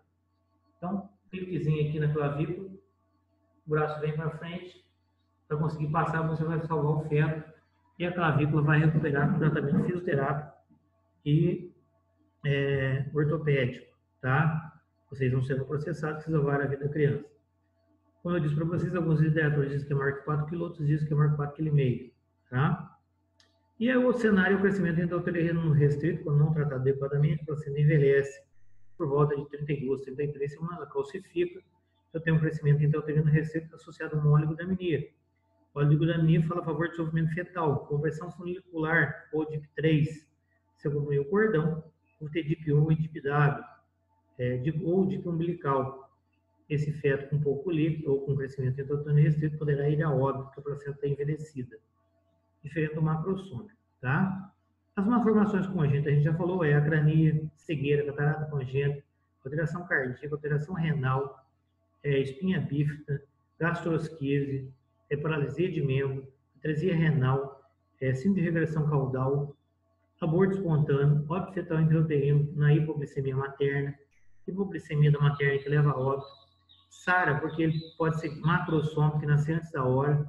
Eu preciso de 2 lecitina e 1,5 milímetros por 34 semanas de surfactante. Só que na diabética, eu demoro um pouco mais para produzir surfactante. Eu produzi com 35, 36. Eu preciso de 2 fosfatidil-inositol e 1 fosfatidil-glicerol.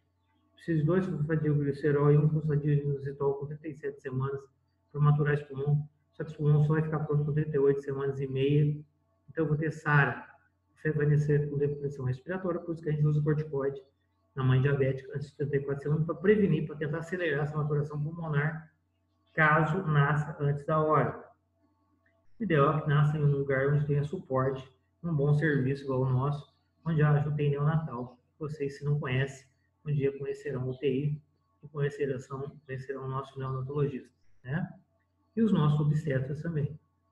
Risco aumentado de obesidade na vida futura, ou vida adulta, mortalidade perinatal aumentada. É claro, se o feto é macrossômico, você já tem algum problema cardíaco, você tem catarata congênita, anomalia renal porque não tratou adequadamente no pré-natal, lógico que ele vai a óbito. Então, mortalidade materna perinatal, fetal, mortalidade perinatal aumentada.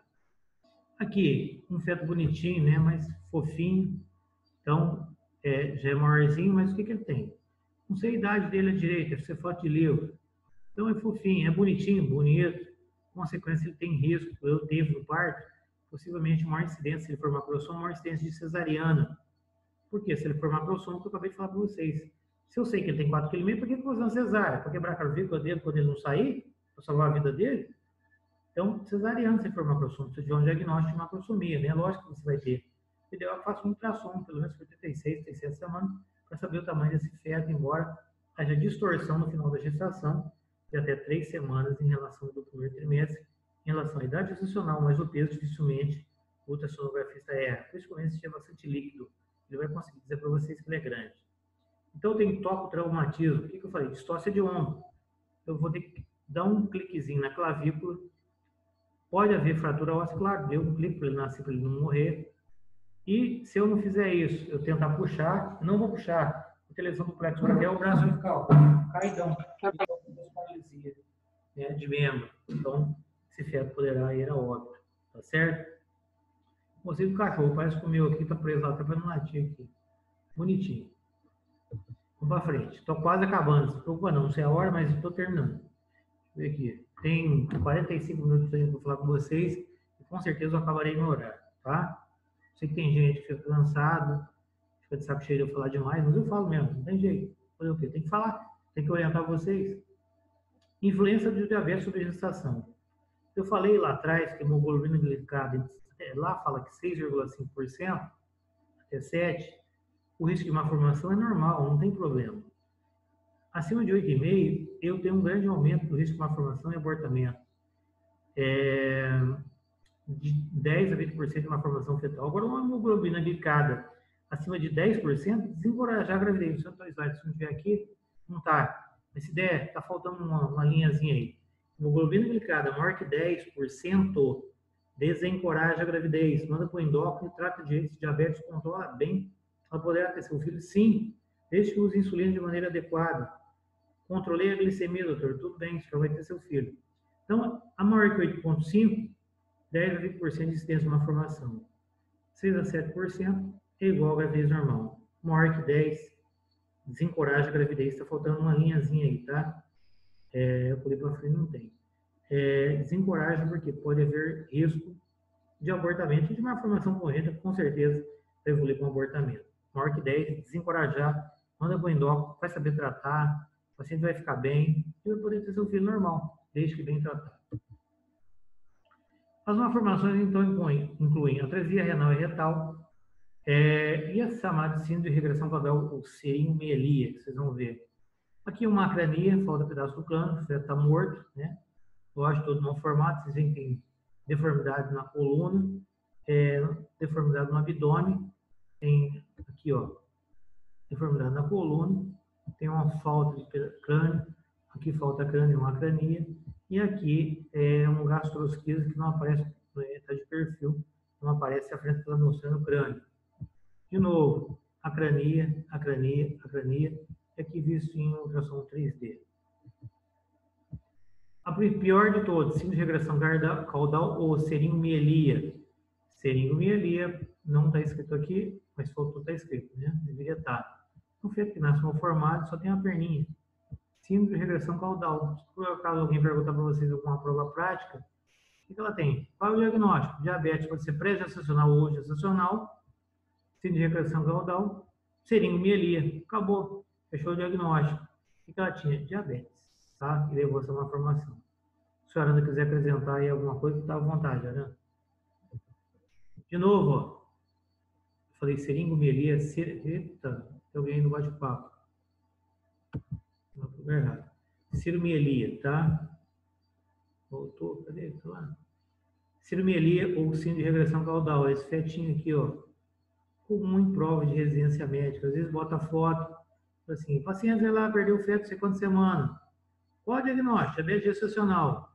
Qual é a patologia? Síndrome de regressão caudal ou esse nome feio aqui que eu não gosto, não sei nem falar direito. É seringomelia, tá bom? Então guardem bem isso, que é importante para a vida futura de vocês. Vocês vão fazer prova de residência, eu sei que é muita matéria. Enquanto fazer residência médica, alguém pode perguntar para vocês. Meu mouse está ruim. Isso aqui foi na Indonésia. Eu já fiz um parto de um feto, um 18,7 não, pesou 6 quilos. Foi cesariano, achei que fosse gemelar, não tinha pré-natal. Porque ele tinha uma malformação cardíaca, a mãe era diabética, pesava 6 quilos. Eu não fotografei, não aproveitei o trabalho. Ele ficou no CIS por 30 dias, depois ele foi transferido para fazer uma cirurgia cardíaca no Rio. Eu esqueci de perguntar para a pediatra em questão qual foi o desfecho que teve essa gravidez, né, esse feto. E o feto sobreviveu, fez uma cirurgia cardíaca. Mas a fisionomia dele, eu achei que era gemelar. Fiz cesárea, fui de madrugada, tá? Pesou 6 quilos, foi o maior que eu queria ter hoje. 8,7 eu nunca vi, tá? Mas está escrito, tá na literatura, se vocês procurarem, vocês acharão. Maior tendência, espinha bífida, eu já disse, maior tendência é hidrocefalia. Isso aqui tudo eu já falei. Alteração renal, eu posso ter uma nefropatia diabética, eu posso ter retinopatia diabética, né? Eu posso ter retinopatia proliferativa por uma vascularização alterada. A gente aconselha sempre usar ácido fólico para evitar anomalia do tubo neural.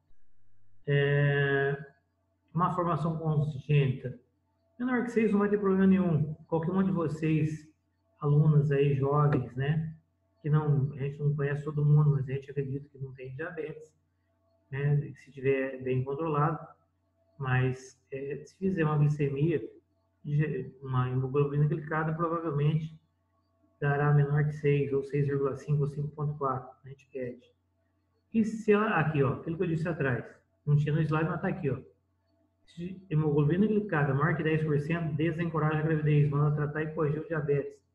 Porque poderá ir a óbito a criança e a paciente terá grandes complicações durante a gestação, tá? Então, a grande maioria, se fizer de nós, eu, ou quando vocês, dará menor que 6, porque nós não temos diabetes. Mas se ela tiver, com certeza dará maior que 6, né? As refeições devem ser fracionadas, acrescentada de fibra, né? Legume, verdura, à vontade, cortar tudo que tenha trigo. Como é que eu trato? 70% é dieta, 60% é dieta. E 20% apenas usarão insulina, de 10% a 20%. Vamos monitorizar esse feto, fazendo ultrassom a cada 4 semanas, a partir da 28ª semana, para ver se ele é macrossômico. Se for macrossômico, vou ter distócia de ombro. Maior que 4 kg, eu tenho risco de perder esse feto ao parto. Cardiotografia é um exame de momento, mas é o melhor exame para avaliar feto de mãe diabética. Duplo de artéria umbilical a partir da 26ª semana. Corticoterapia até 34 semanas para acelerar a maturidade pulmonar. Parto entre 38 e 39 semanas, segundo a literatura, evite morte intrauterina. É macrossomia fetal, é lógico. Se eu controlar bem essa paciente, ele não vai ser macrossômico, ela pode ter sim parto normal. Agora, se ela não for controlada, ele será macrossômico, ele pode ser PIG, ele pode ter CIUR, ele pode ter todas as complicações. Por isso que existe o médico fazendo pré-natal. Se não existia pré-natal, vai lá ter teu filho que já está na hora, está por 38, 39 semanas. Não, tem que fazer pré-natal direito, tá? E exame, para diagnosticar e corrigir e tratar as complicações. Isso aqui é mais para nutricionista, mas eu vou mandar esse slide para o meio de vocês depois. Como é que deve ser o acompanhamento nutricional?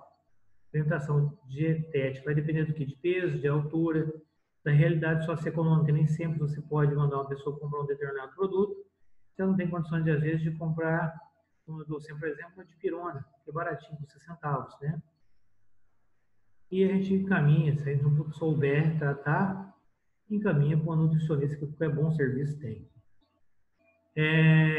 Hipoglicemia oral. Segundo a Federação Americana, né, o FDA, a glibenclamida e a metformina é classe C. Você sabe que a classe A é sem risco, classe B sem risco ao feto, classe C é risco-benefício. Eu posso usar metformina? Existem alguns trabalhos dizendo que pode se usar. Mas existe fator de falha, como a idade materna avançada, o diagnóstico precoce, ou a paciente já tinha diabetes tipo 2 antes da gestação, o índice glicêmico dela é muito alto, vou ter que tomar, por exemplo, eu tomo 2 comprimidos de metformina de 850. Vou ter que tomar 4 comprimidos, não vai adiantar para o estômago dessa paciente, não vou conseguir controlar a glicemia, e eu tenho risco de uma formação congênita. Aí a glibenclamida, que está com o nome de Glucagon, que vocês podem conhecer também como o nome da Onil, né? Como é que você vai dar 5, 6 comprimidos desse medicamento? Não tem como. E existem outros hipoglicemiantes anti-orais. Se ela for múltipla, pode ter fator preditivo de falha. E níveis altos de glicemia, vou ter que usar muito comprimido, não vai dar certo. Então a gente usa o quê? Insulina. Então esse é de 2011, como eu disse para vocês, mas é atualizado. Segundo a Associação Americana de Diabetes, é considerado, né, insuficiente esses dados para estabelecer a insegurança de quê? De qualquer hipoglicemia oral. Não é só aqueles 2 que eu citei lá, existem vários outros. Eu citei 2, né? São os mais comuns.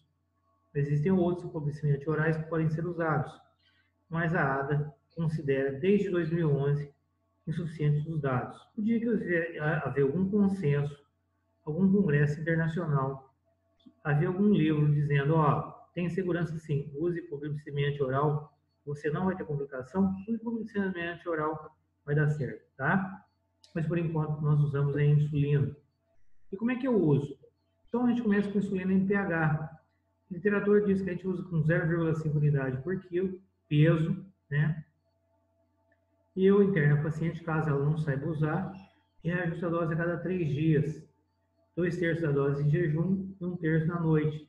E complemento com insulina regular, SOS. O ideal é que eu mantenha essa glicemia entre 70 e 120.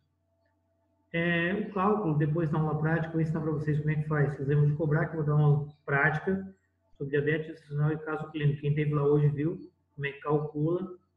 como é que faz? Se ela pesar 80 kg, 8 vezes 5, 40 unidades de dia, 2/3 de manhã, 1/3 à noite. 2/3 daria 26 unidades de manhã de insulina MPH e 14 unidades à noite. E faça aquela tabelinha de insulina regular conforme a hemoglucotéstico que vocês conhecem como HGT, vai ficar fora no dedo. Em jejum, antes do almoço, pós-almoço, 16 horas, 20 horas, 10 da noite. Faz um caderninho e vai anotar ali embaixo.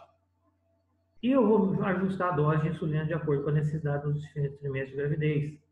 Ah, você falou que o pré-natal até 32 semanas é mensal, 32 a 36 semanas é quinzenal, acima de 36 semanas é mensal. Sim. A diabetes você pode mudar? Claro, eu tenho que ver essa paciente mais vezes.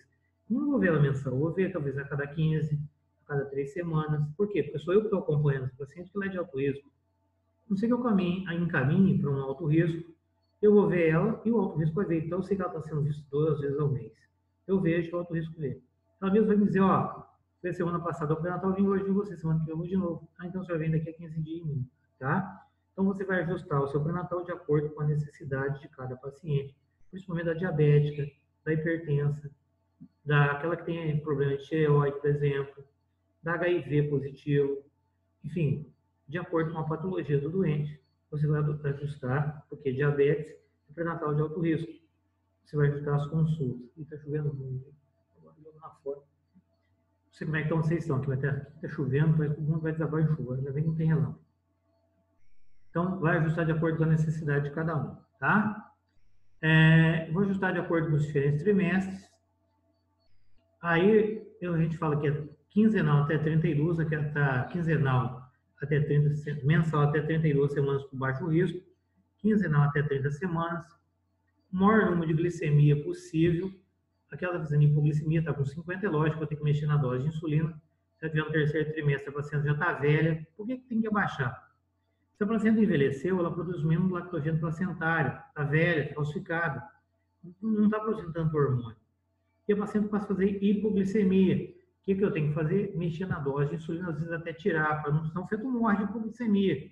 Por isso você tem que acompanhar a cada 15 dias, ela tem um caderninho que ela vai anotar em casa. Lógico que a mãe não quer perder o filho. Então, você vai acompanhar a paciente de acordo com a necessidade de cada um.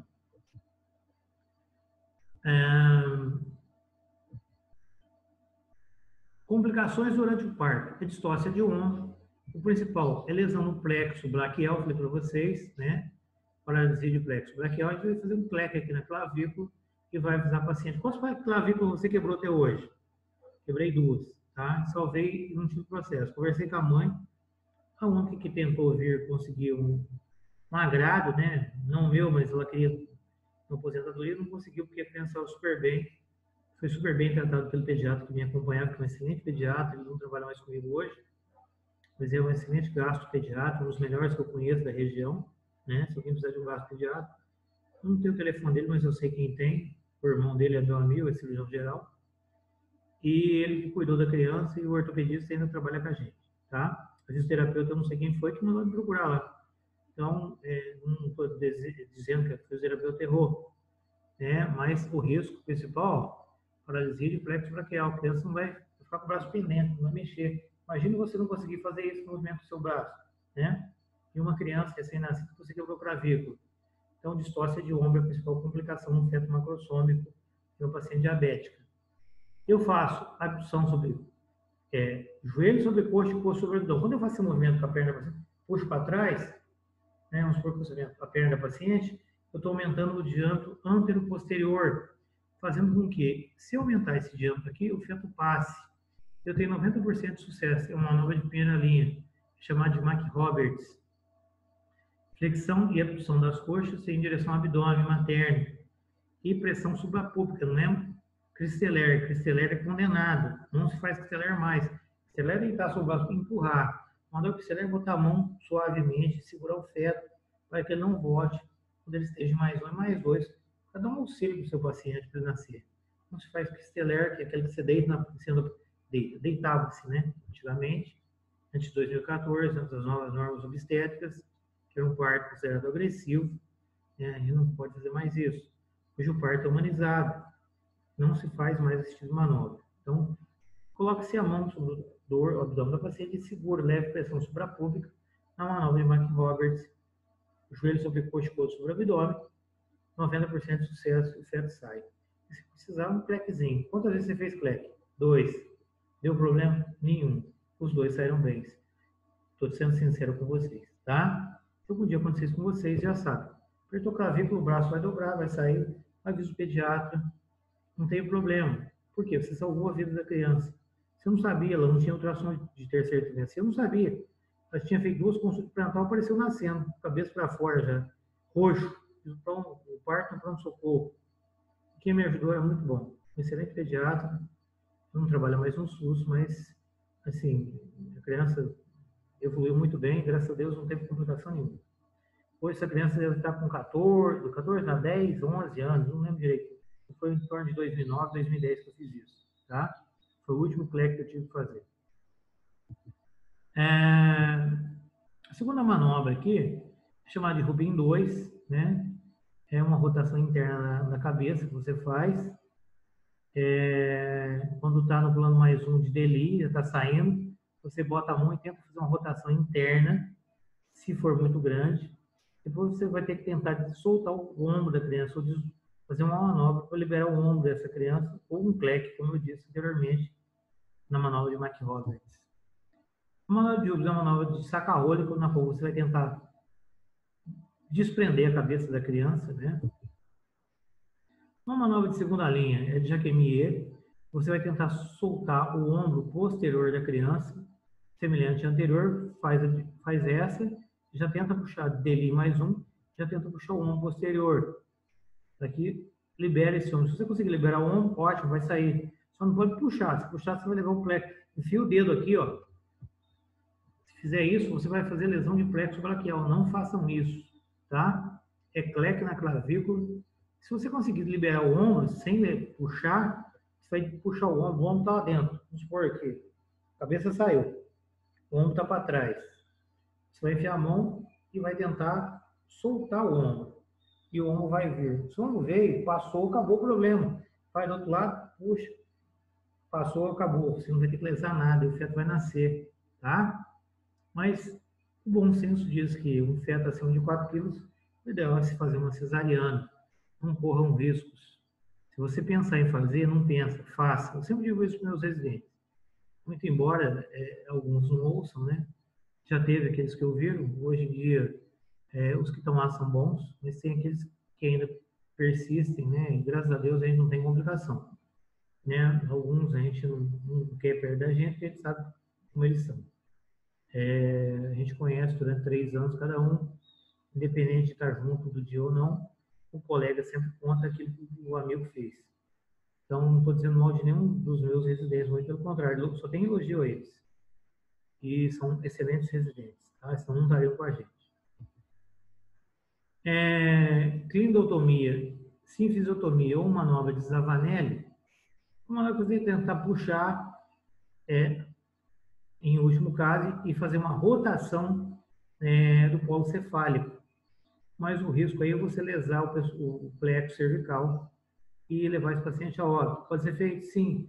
É uma manobra de terceira linha e que eu acho que ninguém vai perguntar para vocês, não sei queiram sacanear vocês, querer saber o que é manobra de terceira linha de Zavanelli ou sinfisiotomia. Na verdade, é uma rotação do polo cefálico. Indicação de internação eletiva. Controle metabólico precário, por exemplo, o paciente tem uma glicemia de 300 ou 400, eu não consigo controlar com insulina. Além disso, ela é hipertensa, piorou a pressão já pré-existente, a placenta está grau 3, está muito envelhecida, ela está com 36 semanas, eu estou com uma oligodamnia, então eu estou com insuficiência placentária, se eu deixar esse feto vai morrer. Ela está com 34 semanas, o feto é pequeno para a idade gestacional, o feto está ruim, eu realizei um cardiotópico, é sofrimento fetal, a função renal da paciente está em declínio, e ela já tem 2 ou 3 cesáreas anteriores, eu faço cesariana eletiva.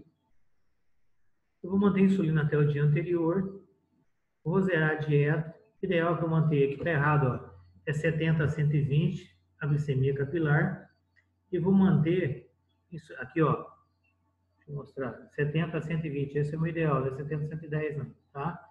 Aqui é 120. Bota um sorinho glicosado lá antes da cesariana, insulina regular se necessário para controlar a glicemia da paciente, avaliar as glicemias na primeira hora Insulina irregular, se glicemia maior que 140, eu não vou usar, é 0. No dia seguinte eu parto ajustar a dose de NPH se for necessário, mas é raro usar insulina após o parto, porque eu tirei a placenta, eu tirei os fatores contra-insulínicos. Eu não tenho mais lactogênio placentário, não tenho cortisol, não tenho estriol, eu não tenho progesterona, e não tenho cortisol, como eu acabei de dizer, e não tenho HLP. A glicemia da paciente possivelmente voltará ao normal. É raro eu ter que usar NPH, embora em alguns casos, se a paciente for pré-diabética, lógico que você vai ter que manter o tratamento e voltar para o tratamento anterior dessa paciente. Segundo o Medscape de 2013, existe sim possibilidade de recorrência numa próxima gravidez de 35% a 40% em 5 a 10 anos. Segundo esse estudo do Medscape de 2013, não é atualizado, creio que não tenha mudado ainda, porque eu já procurei na literatura, está escrito isso de novo, tá? Se você não orientar essa paciente, em 5 a 10 anos, se ela teve diabetes gestacional, esse pâncreas não está bom. 50% dessas pacientes se tornarão diabéticas, tá?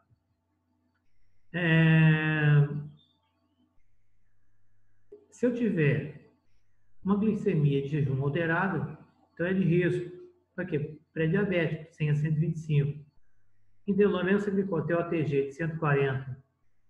Não lembro o valor seguinte ali, não consegui ler. Intolerância à glicose de 2 horas. Nem lembro esse slide aqui. Não me lembro. Acabei essa aula aqui, não é a aula que eu ia dar. A1C, hemoglobina glicosilada de 5,6 a 6,4 é normal, não tem nenhum problema. O problema se for maior que 8 ou maior que 10, deve desaconselhar a gravidez. A bibliografia está aqui, do professor doutor Rezende Filho, né? E desses outros autores, a bibliografia em seguida. Tem uma palestra do Premerge, tem uns slides que é de lá, e vocês poderão consultar a literatura em questão, se vocês conseguirem abrir, aí eu consegui abrir os slides da aula, mas esse slide anterior aqui eu não tinha visto, principalmente esse aqui, ó. Por isso que eu não estou sabendo explicar para vocês aqui de 140, isso aqui está errado, tá? O TOTG aqui em jejum é menor que 140, depois o TOTG é 150, menor que 153, e na segunda hora menor que 180, tá? Então, esse slide aqui deve ser de algum outro artigo do livro antigo. Mas o valor da glicemia de jejum moderada está certo, é esse aqui, tá? E aqui, ó, o TOTG é entre primeira hora menor que 180, segunda hora menor que 153, porque eu estou falando sobre a ADA. Existem alguns outros estudos que dão esse valor aí, que é o de 50 a 100 gramas de destrozol. E essa hemoglobina glicada está correta, tá? Segundo a Associação Americana de 2013. A única coisa que não está certa é aqui, ó. Isso aqui tem que mudar. Eu não tinha visto. Vocês me desculpem aí, mas vocês já sabem qual é o valor que tem lá atrás na aula, que eu vou enviar para vocês do jeito que está aí. Só não vão falar depois que eu dei um valor errado, que é esse aqui que a prova que eu vou dizer para vocês, o valor não é esse, tá bom? Eu acho que acabou e eu vou parar a gravação. Só quero a presença de vocês aí. Em 65 alunos, por favor, a presença, gente. Obrigada pela aula, Caetano. Se alguém Bom final tiver de dúvida, semana. pode perguntar. Eu vou pausar a gravação. Vocês podem perguntar aí se tiver dúvida e deem a presença. Pausar a gravação não quer pausar, mas eu quero a presença de vocês. Está aqui. Então, deixa eu avisar aqui pro pessoal. Semana que vem a gente tem prova de urologia. Certo. A prova parece que começa às 2 horas da tarde. Tá. Então a aula só vai poder começar... Aranda, Oi. a prova vai acabar antes de 4, tá? Eu perguntei pro professor de Uro. Tá, mas então vamos começar para a gente dar para vocês darem uma relaxada. Vamos começar às 4h30, tá bom? Gente, Oi. Tá ótimo. Começa às 4h30 a aula, tá? É uma aula de 1h30, vai até às 6 no máximo, tá bom? É 4h30, tá? vocês deram presença aí, gente? Eu nem olhei, tem 63 mais. Tá dando presença aí, tá dando presença. Estou dando presença hoje, porque eu não encerrei ainda a aula. Outra coisa, vou parar a gravação se vocês tiverem dúvidas sobre diabetes. Não para a gravação não, senão não é presença, não entra. Então não vou parar, deixa eu dar presença. Tinha 60 participantes, 68 ali na frente, mais 70 agora, 60 participantes. Aranda, tá enrolando a gente aí, hein? Aranda? No negócio aqui tem. Ah, porque o pessoal saiu, deu presença, saiu, tá certo. Desculpa aí, gente. Aranda. Aranda? Não quer me responder.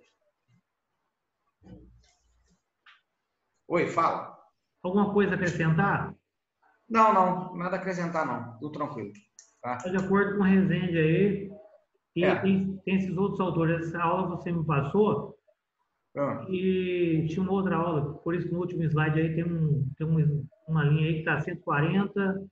Na TOTG está errado. É jejum 90, menor que 92. TOTG na primeira hora menor que 180. Na segunda hora menor que 153. Tem um erro no último slide.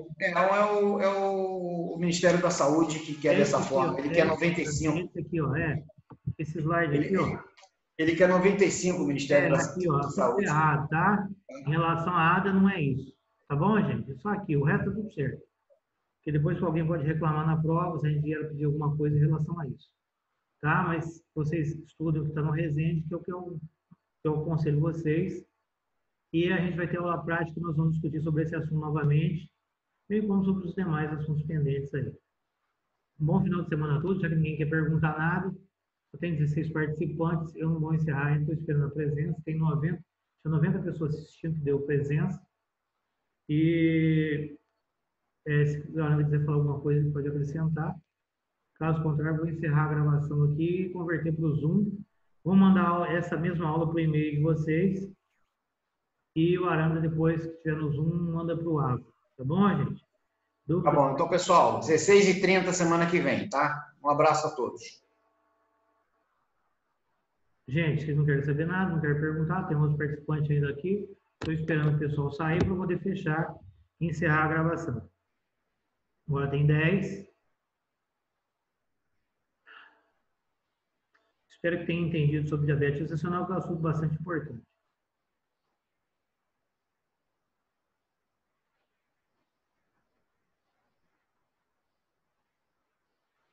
Acho que todos deram presença, 91. Interromper a gravação, né? Gravando.